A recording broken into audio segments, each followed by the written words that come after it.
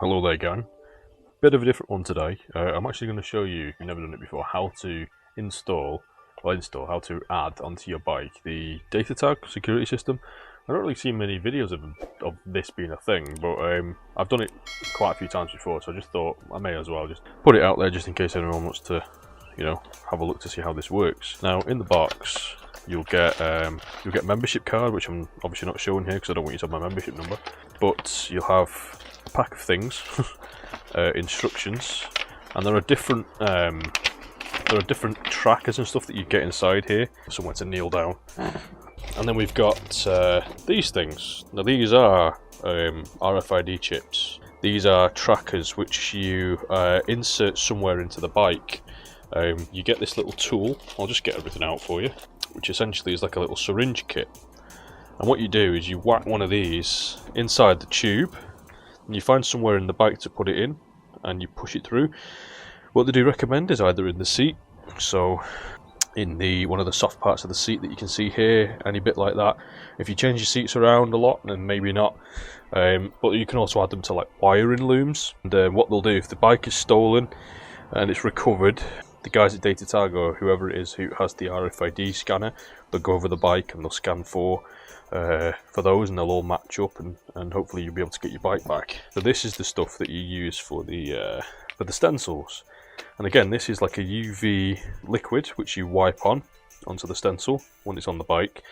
And again, this shows up under UV light, and hopefully, again, it's got the details on there of what's on your particular templates, so that they can help find you. And this stuff, basically what you do with this is you find places on the bike, you shake this up, find places on the bike, and you literally just dab it on. And these do have little trackers inside them, the little dots there, they're little trackers. And that's what that does. And then you've also got these here, which are RFID transponders. They're like little circular sticky things. And basically these again go on sort of larger areas of the bike. Whether you can put one under the seat or on top of the battery or whatever. And again, these, oh there you go. Yeah, and these basically again help in assisting whoever is looking into your bike when it's been stolen or what. So basically you get quite a lot here. You don't just get the standard, which a lot of people do. They just whack this on, which is kind of pointless. That is probably the least effective method of this stuff. But nowadays you get a lot of different bits of kits and wind apparently in order to help you just in the event and in the case that your bike gets nicked. And you have one of these as well, just to, again, it's a deterrent really. This is the deterrent, and this is the reactionary parts of when it does get stolen, if it gets stolen, hopefully not. Then what you have to do within 14 days of adding these onto the bike, you then have to register it to Datatag, which is free. But if you buy a bike that has Datatag on it, you then have to pay £25 for them to move everything over to you in your new house, your new data, etc. So what we are going to do is we're going to start off by doing the simplest thing first, so adding the dots on first, and then we're going to go ahead and find some places on the bike to put some stencils and then wipe this stuff on it. And then right at the very end we're going to go through and we're going to add in the little transponder chips into various places on the bike. So let's go for it. So according to the instructions, you want to leave this upside down for 5 minutes in somewhere that's kind of warm, so that all the little data dots inside there sort of, shake it well, heat it up, put it in an area that's going to be warm, so they all get basically evenly dispersed. And then we're going to whack these on to various places on the bike. You want to make sure the bike is clean before you do anything with it. We've already shaken this up, so what I'm going to do is you get this little dabber, you make sure that there are some little dots on there, and I'm just going to whack it on random locations. You might want to stir this up actually, just right to the bottom, get all those little chips out. And again, just random parts really, you want to whack this on. You don't have to use the whole pot, just make sure that they're on places that, if you're going to change the fairings at some point or move things over, that they're not going to be missed and lost. So on the frame, stuff like that, Right, now these do have to be on the external parts of the bike somewhere. Rip it off, because if you have any kind of sealant on the paintwork and stuff, that can make it a little bit more difficult, which is what I do have on the tank and on the fairings. It's been ceramic coated everywhere, so it's going to be a bit of a pain. I'm just going to whack that on there, and I'm not going to show you me sticking them everywhere, just to get you a good idea of what to do. So this is the marking fluid, and we get a little Q-tip thing, and we get this little tiny bit. It's 1.5 mil, and all you want to do is just dab that in there. you're literally just going to wipe it on. It will come out as a blue when it first goes onto the bike. Again, you want to make sure that the surface is clean. You've alcoholed it up, you know, you've cleaned it off, given it some alcohol.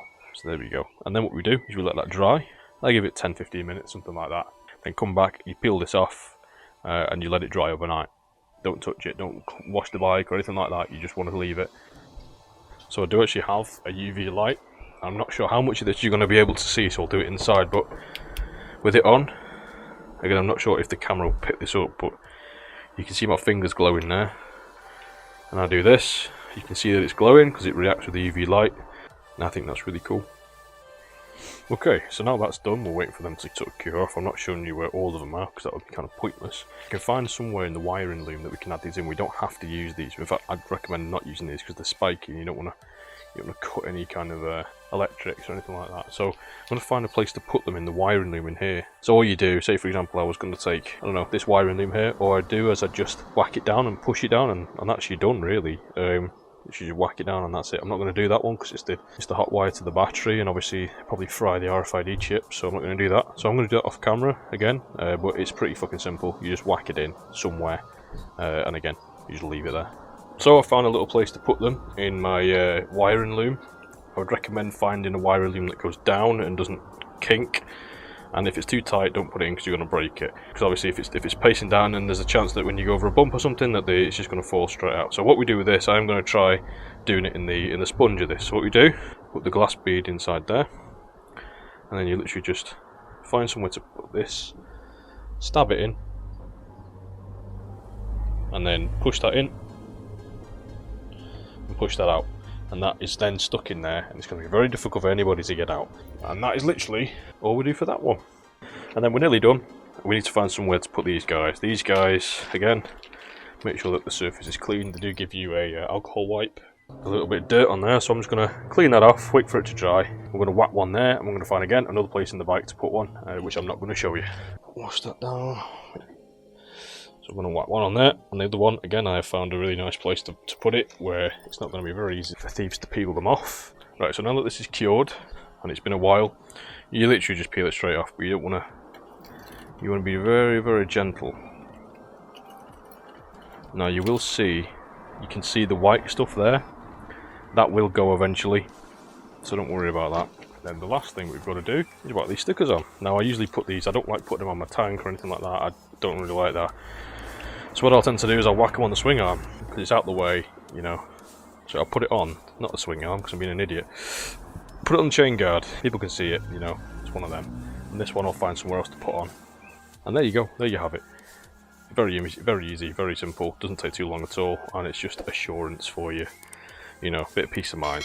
So that's that, thank you so much for watching, I'll see you very, very soon I'm sure, and until the next time boys and girls, sort them out, see you soon, goodbye.